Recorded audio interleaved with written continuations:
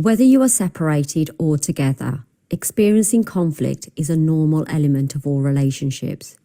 We understand that separation or divorce is one of the hardest things that parents will go through. And when there is a child involved, we know this can become more challenging. This webinar will be focused on how interparental conflict affects children's mental health and development. It will discuss how the support through the Parenting Apart programme helps improve and repair communication between parents when it has broken down and improve outcomes for children. I really look forward to meeting you at the Lunch and Learn webinar so we can have some further discussions around this. Good afternoon. My name is Meave Daru and I am the CEO of Brilliant Parents. Welcome to our third Lunch and Learn webinar, courtesy of the London Borough of Hillingdon. Brilliant Parents is a charity whose aim is to support parents and carers and to manage their children's behavioural and emotional needs. Today's topic of approaching co-parenting was chosen because we ran some research with our parents and they found that this was one of the most popular topics that came about. So I'm hoping that it's not only going to be an informative session, but also is going to perhaps leave you with a slightly different mindset. So within the next hour, our presenter Cam is going to talk to you about co-parenting, and we're also going to have some time for questions and answers. But if, as per usual, we don't get round to answering all the questions today, Cam has very kindly agreed to answer your questions and we will, of course, circulate her answers. There is a chat button at the bottom there, and if you feel that this particular topic is of interest to you and you'd like to perhaps self-refer, then please feel free to pop your details in the chat button. It's all confidential and we will get back to you. And similarly, if you have any questions today, please do pop your questions in the Q&A. Basically, Cam is going to talk to you today about co-parenting, and she is actually a director and a consultant for Parenting Apart, and she also is a senior social worker. She has a wealth of knowledge, so I hope you have pen and paper to the ready, and that just leaves me to introduce Cam and to welcome her into the room. Cam, over to you. Thank you, Meave, and thank you to Brilliant Parents for inviting me today. Before I start, what I'd like to do is just show you a video of some children who've given us some feedback around the Parenting Apart programme, which will help us to understand why we do the work that we do. Just bear with me a moment while I get it loaded up.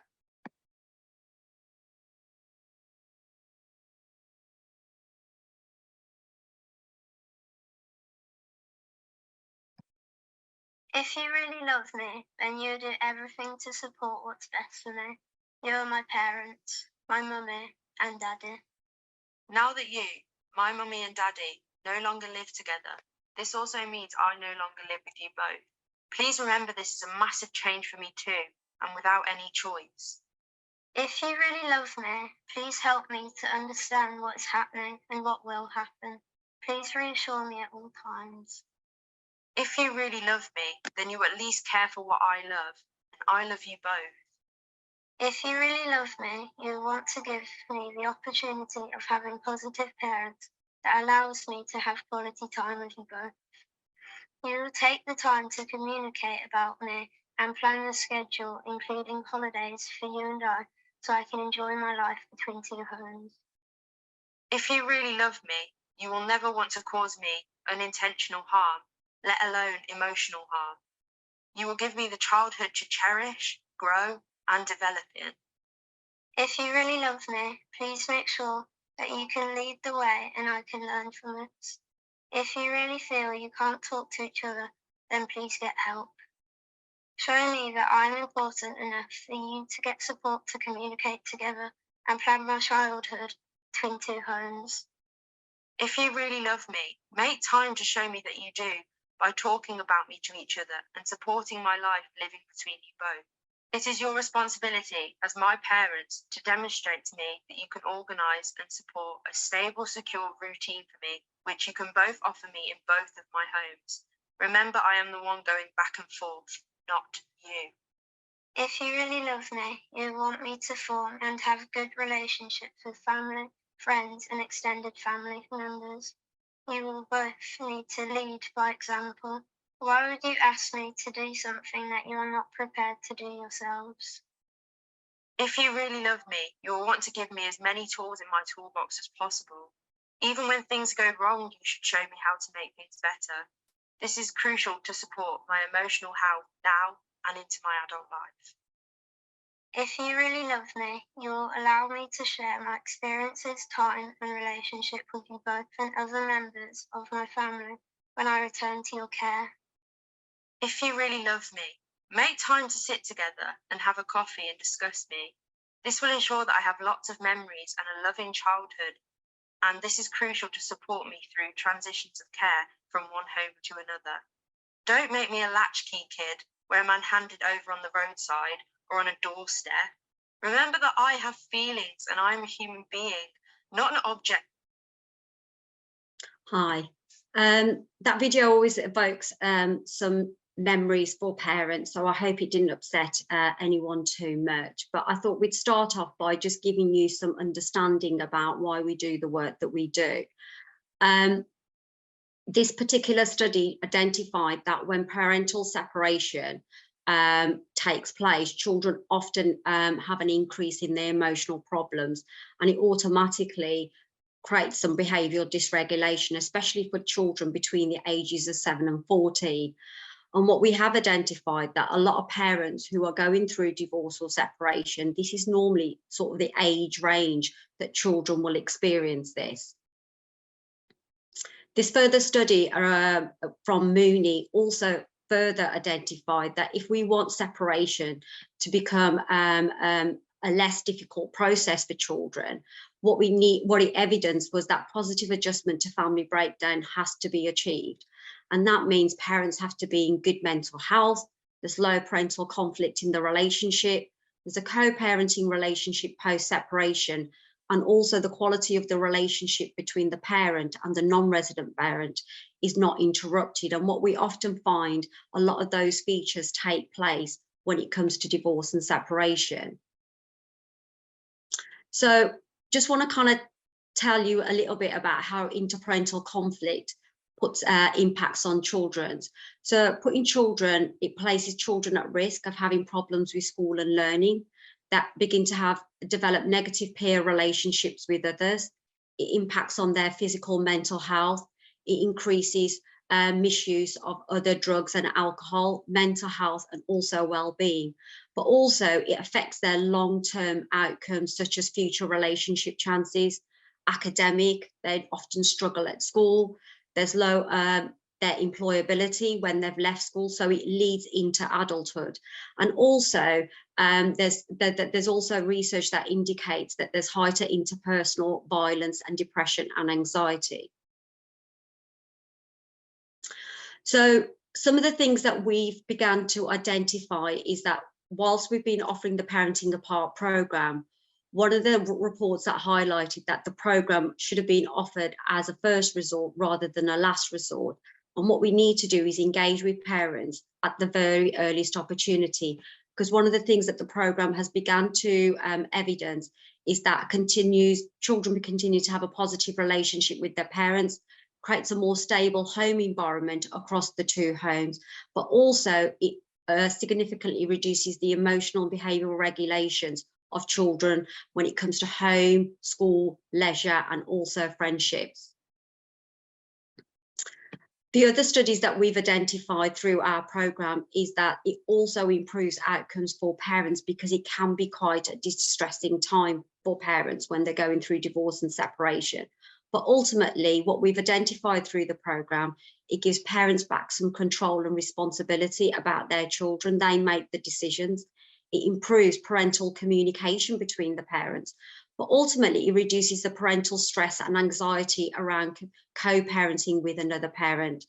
And what we've also identified through our programme is it also reduces the length of time going through a court process, and also the additional costs in relation to into going through a divorce and separation through a court proceeding.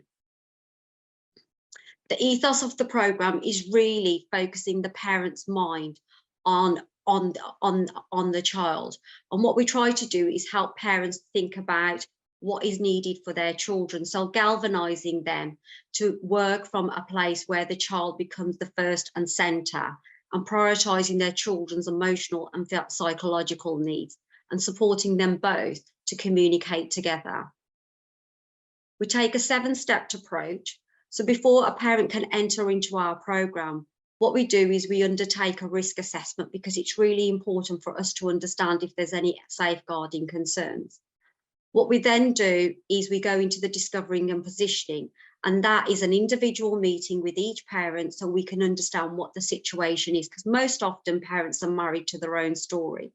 Once we've identified and we're able to recognise that parents are able to go to the next stage, what we do is we take them through step 3, 4 and 5. And what this is, this allows both parents to come in together and start making some joint decisions around their relationship, around their children. So developing a better co-parenting relationship. So through this process, we help the parents to start forming agreements on how and what the length of time the child would spend with the other parent, but equally helping them to develop a co-parenting relationship. Part of this process is also we will do some reviews, and if that's required, we can offer some additional support once the programme has ended. So how do we work with parents? We're working parents in a fundamentally different way, and that's by bringing them together. We provide them a safe space to talk with the practitioner, with helping them to build a relationship with the other parent through listening, taking action and helping them. We help the other parent to develop a positive relationship with the parent that's parenting the child, but also we help them to start building a template of where it allows them flexibility, trust the other parent, and also be able to co-parent with the other parent. So what if the other parent doesn't want to work? We know that resistance, we know that often when parents are going through this program, it can bring some shame, denial, ambivalence, and also the confidence to be able to do this type of work. And if the other parent is saying, I don't want to work with you, it's always quite tricky when we want to do a co-parenting relationship. One of the things I often suggest to my parents is send a letter to the other parent to ask them to come and do some work together, or get another parent to send the information to them, because they may not have all the information around that. But also speaking to a neutral family member is always really helpful to encourage the other parent to understand why this work is important. I've often said to parents as well, you know, sometimes an olive tree as a gesture is sometimes a sign of kindness to say that we need to do this work together.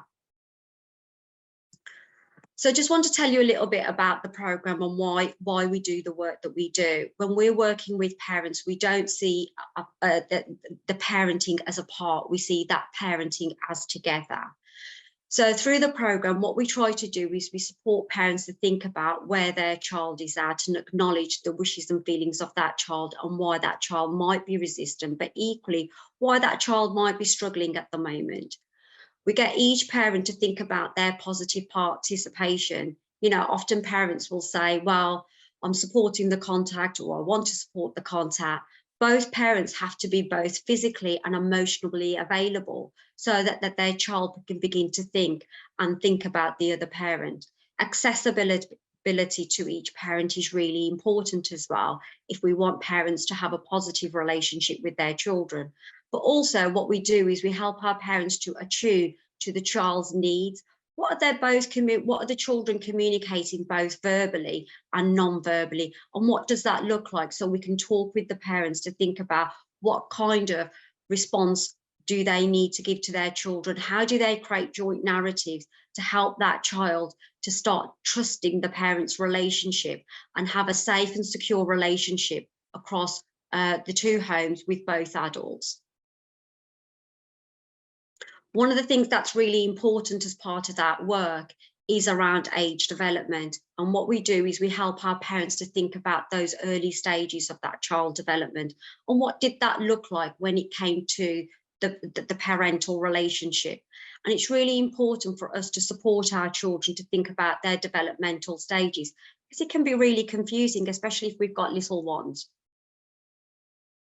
We also talk a lot about attachment, because it's really tricky when a relationship has broken down. So we support our parents to think about what that circle of security looks like in their co-parenting relationship, and how can we create a safe haven and a safe base for children when they're having to live across two homes. That can be really, really tricky for children. So it's really important that they have some really firm routines, boundaries, structure, and also both parents can attune to their child and respond in a similar way, so that their child doesn't feel at threat in any way. We talk about relationships, and we think that's really fundamental part of this work. I often refer to this quote by Bowlby: by security in relationship is the greatest gift that a child can receive from their parents. So what we start doing is setting up the relationship maps for this child to understand what relationships look like, and how do we navigate through relationships when this is the type of relationship that I've experienced between my parents' relationship. What we help the parents to do is start setting healthy patterns of relationship building for their child. Through our program, what we often know is a lot of parents don't trust each other, and that's okay as well, because one of the works that we do is we help you to start feeling confident that the other parent can keep your child safe and raise them well. And if you can start trusting the other parent to keep the child safe and provide good enough parenting, that can often bring trust within the co-parenting relationship. We focus a lot around Maslow's hierarchy. What we often know is a lot of our parents can do a lot of the bottom tiers of parenting. They often have enough food, shelter, clothing. They're able to meet their children's safety needs. They often have enough resources to support their children. What we help our parents to do is look at the love and belonging, because a lot of our children, when they get to a particular age, they don't always understand about what relationship looks like, their sense of identity, what is family to them when they're living across two homes. What does that connection look like? And often what children often do, especially when they're looking for love and belonging, we don't want them to go to others and seek that sense of connection with others. If love and belonging doesn't exist in the co-parenting relationship and children feel this loss of connection, what we find is often our children lack self-esteem, they lack the confidence, they lack some of the abilities, and also that filters into their adult life when it comes to making bigger choices. What we also know is divorce is an adverse experience in a child's life, but what we often say is that it doesn't have to be a traumatic event. Most of our children can adapt with divorce quite well. What we're trying to do, and a lot of our parents, when we're working with divorce and separation, a lot of our parents tend to have lots of risks because they're really uncertain about the other parent and what are the risks posed. What we try to do is help bring some of those protective factors, look at their family environments, creating that stable environment for the child, and also that child to have some positive experiences within the family environment. So what we try to do is reduce some of the risk factors and increase the tipping scales of the protective factors. We look at conflict in a slightly different way. And one of the things that's really important is when we're communicating with our children, they will often pick up not just what we're talking verbally, but the non-verbal communication is really important. Our children will look at our facial expressions. They will look at our verbal and non-verbal behavior to see whether it's congruent. And that really makes it really, really tricky, especially when 62% of our communication is non-verbal. We talk about conflict is both a behaviour and a communication of unmet need. When parents fall into conflict, we behave in a slightly different way. What we do is we help parents to think about conflict in a slightly different way. And what we help them to think about is when they're in destructive conflict, to shift them from these patterns where they've developed negative functioning, they want to hurt the other parent, they want to retaliate. What we try to do is reduce those and help them to think about constructive conflict, because conflict is normal. It's when we get into destructive patterns where it becomes harming for children.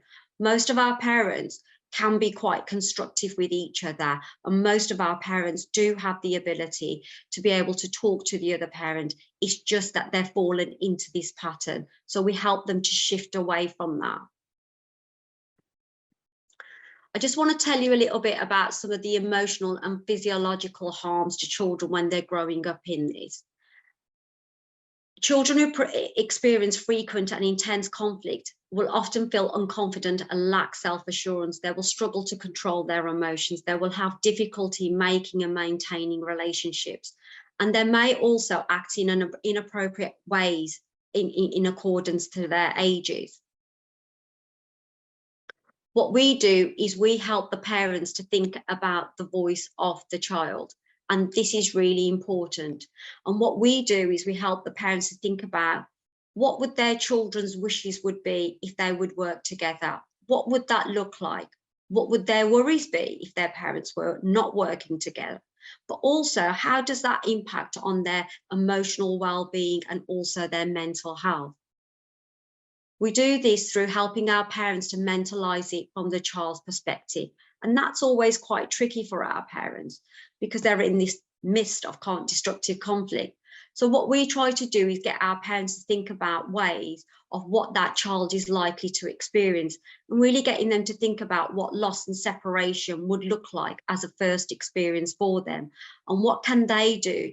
And what is important for them to do is reflect on how they would see and hear and feel that child would feel if there was mutual love and respect within the both parental relationship. In a nutshell, what we do is we use our knowledge of child development, adverse childhood experience and safe relationships to educate our parent. We bring our parents up to speed about what impact and conflict has on children in regards to the relationship and how that impacts on their mental health. But also we will challenge our parents as well to get them to recognise what is at stake and what is important for getting this right going forward. Through the programme, we support our parents to develop plans because it's really important that we have some quite clear plans. So we help them to think about if we was to have overnight stays, what would that look like? What does that together time look like for the child and the other parent and for both parents? Celebrations of important events, birthdays, Christmases, other religious festivals, arrangements at school, holidays, drop-offs, pickups. So, and we put the heart of the child's wishes and feelings at the centre of that so that the parents can begin to start developing some of these plans. The 4-week intervention, which Brilliant Parents will be delivering, will not be appropriate where there's concerns around domestic abuse, substance misuse, or there's ongoing child protection issues. Often the 4-week intervention is really suitable for those parents who are not actually going through any court proceedings because that can in itself cause difficulties in the communication. And also the child isn't resistant or not having contact with the other parent, or it hasn't completely broken down, so that we can help the parents through this process. I'm just going to stop my screen here and I'm going to just show you a little video about a practitioner talking about the Parenting Apart programme.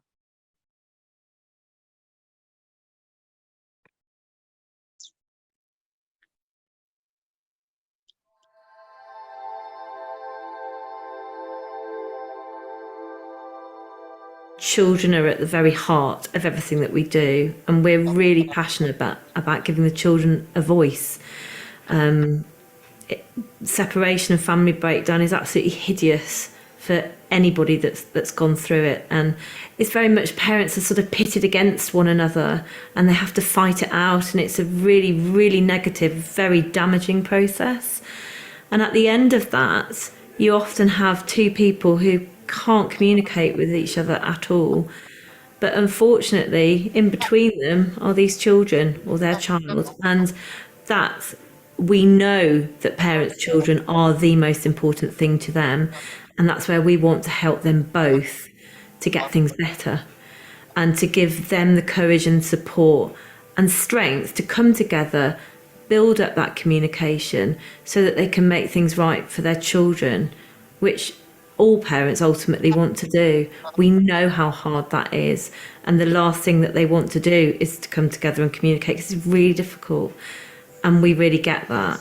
But we are just really passionate in showing parents that by improving communication just a little bit makes things massively different for their children, and things can be better, and the children can look back and see that mum and dad have been able to show them that when things get difficult, sometimes we have to roll up our sleeves, we have to do the things that are really hard, that we really don't want to do, just to make things better. And that shows them for life, really, that life has its ups and downs, but it gives them a really good tool for life.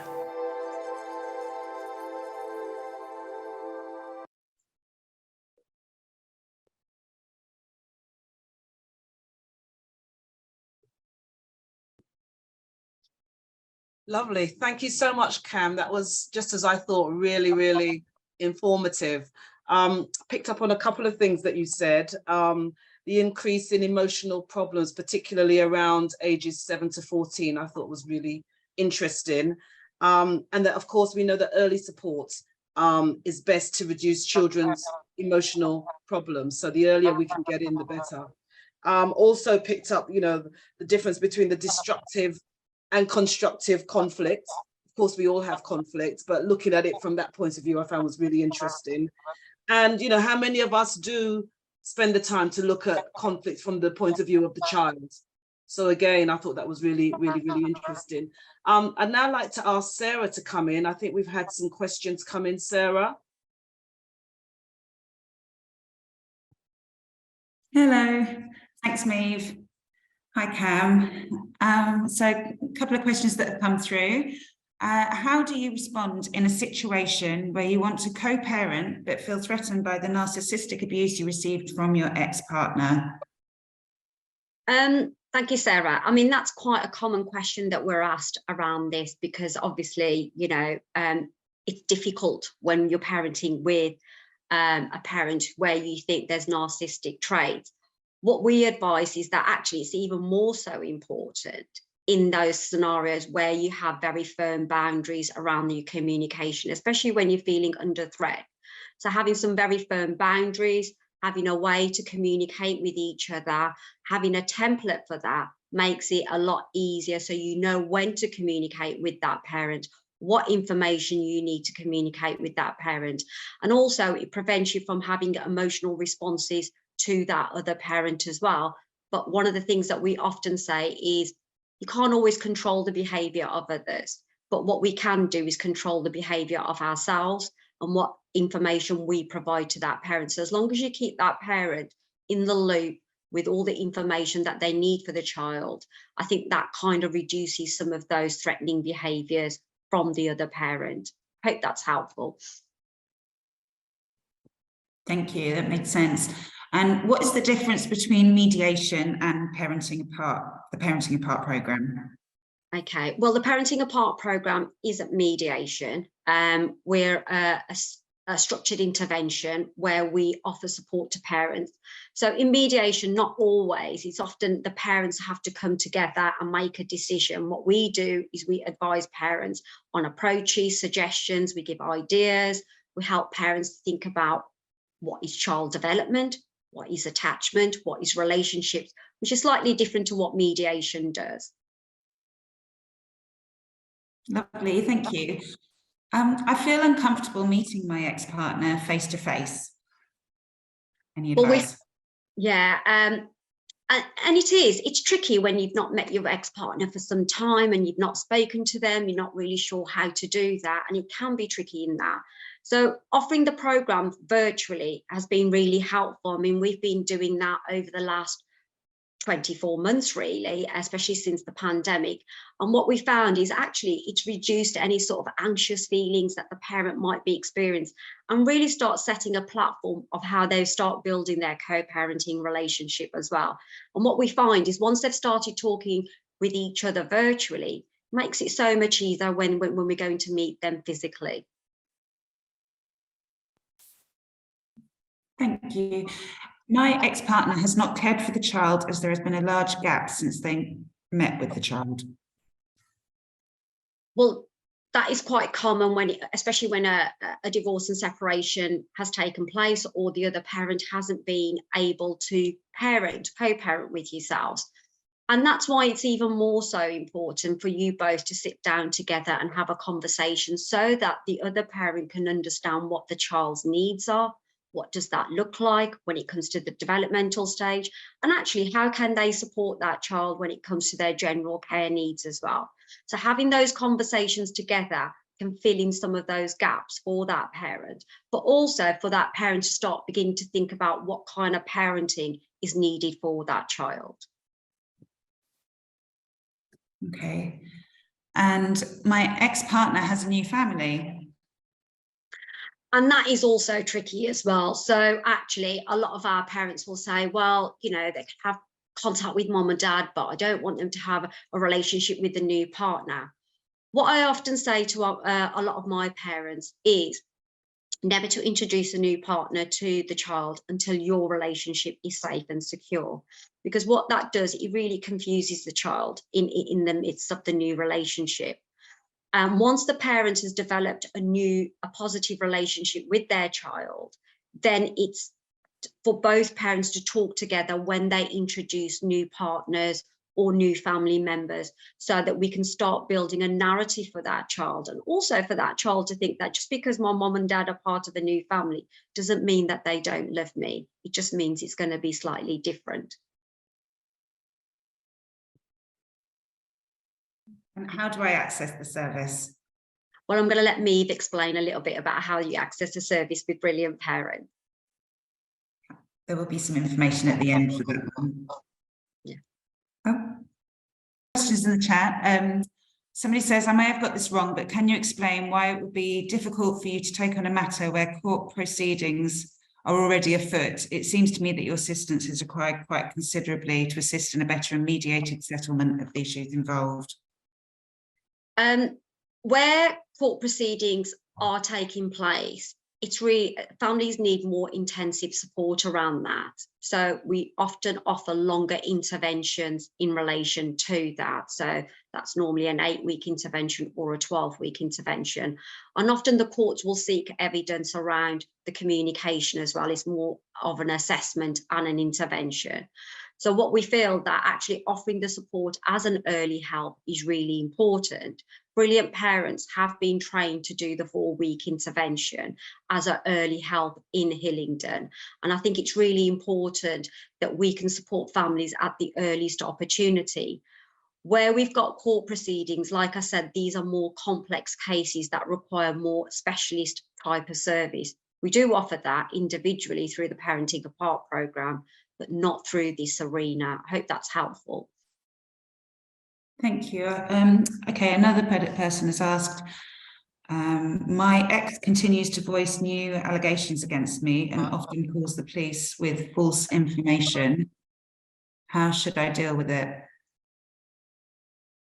Well, often when there's allegations made, I mean, it's not uncommon for parents to make allegations against each other.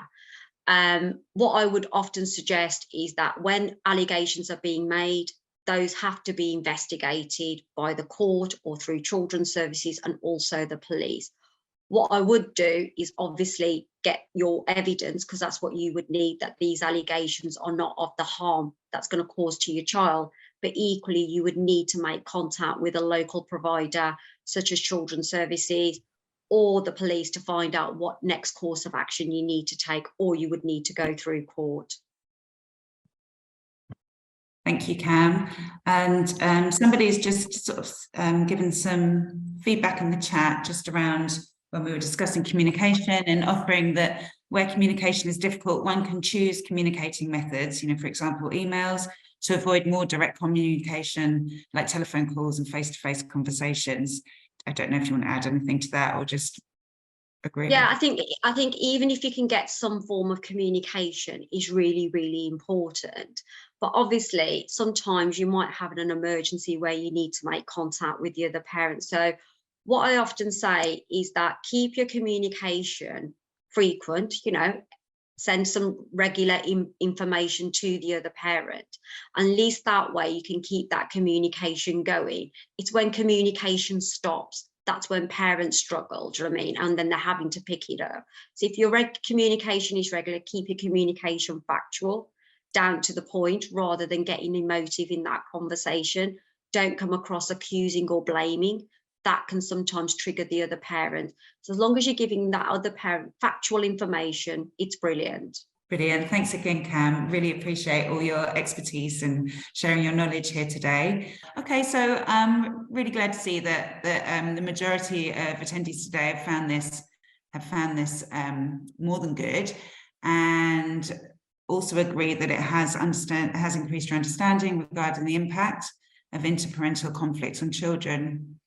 50% of you have said that you feel that the Parenting Apart programme could make an positive impact on your current situation at home. So, as we said, there will be a slide that will show you how to access this support. And please, as always, just contact us if you've got any further questions with regards to that.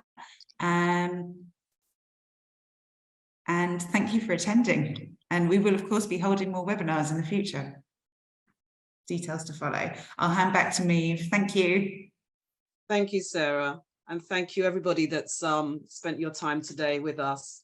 And of course, thank you to Cam. So really, just to say that if you are a Hillingdon resident and you are either experiencing conflict at home, or you are going through divorce or separation, or you indeed know somebody who resides in the borough that you think would benefit from this Parenting Apart programme, please do contact the office. You can contact Sarah on the phone number you can see behind her, 0203 490 7007, or look on our website. I really think that this is a programme that can help many parents in that situation. And if you're thinking perhaps your partner, husband or wife may have a bit of resistance, then again, please do contact us and we perhaps can help you and talk you through the best way to approach getting them on board. We of course have other programs that I must just take a couple of minutes to tell you about. And again, if you are in a position where you feel that your child may be at risk of exploitation, we do have our Parent Champion program, which Sarah heads up. And again, please do give her a call and we can match you with one of our parent champions that can really sort of help you through navigating your way through that situation. And of course, we have the Triple P program. So we have a number of courses starting in the spring term where you can go along to a school or we deliver them online. So again, Anne-Marie is the lady that you need to speak to on that. And again, there's a slide coming up that'll give you the full schedule of courses that we have taking place in the spring term. So our next webinar is going to be in January, on the 27th of January, and that's at looking at emotional health for your children. So we will be sending out information on that early in the new year. And that again, I think will be really handy if you're finding that perhaps your child is suffering from anxiety or depression, or is just behaving in a way that you don't quite understand. I think it's something that we all need to learn. How do we help improve our children's emotional health? So we look forward to seeing you on the 27th of January. And with that said, I'd like to thank the London Borough of Hillingdon. I'd like to thank Cam, and I'd like to thank you, our viewers, for coming and spending your time with us today. And we'll see you again in January. Thank you very much.